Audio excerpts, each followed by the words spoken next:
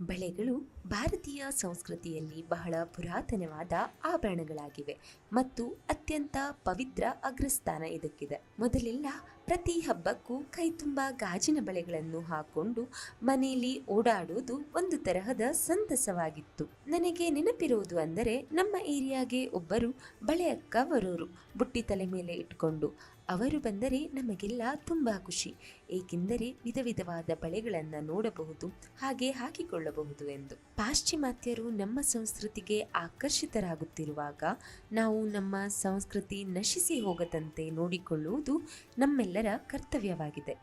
ಎಷ್ಟೇ ಕಾಲ ಬದಲಾಗಿದರೂ, ಅಪ್ಗ್ರೇಡ್ ಆದರೂ ಬಳೆಗಳ ಮಹತ್ವ ಮಹಿಳೆಯರ ಜೀವನದಲ್ಲಿ ಎಂದೂ ಕಡಿಮೆಯಾಗುವುದಿಲ್ಲ. ಬುದ್ಧಿ ಬಂದ ನಂತರ ಮನುಷ್ಯ ತನ್ನ ಅಹಂ, ಅಸೂಯೆ, ನಕಾರಾತ್ಮಕ ಚಿಂತನೆಗಳನ್ನು ದೂರ ಮಾಡಬೇಕೇ ಹೊರತು ನಮ್ಮ ಹೆಮ್ಮೆಯ ಸಂಪ್ರದಾಯವನ್ನಲ್ಲ.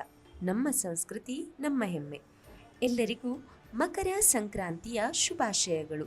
ಎಳ್ಳು ಬೆಲ್ಲ ತಿಂದು ಒಳ್ಳೊಳ್ಳೆ ಮಾತನಾಡಿ. ಧನ್ಯವಾದಗಳು.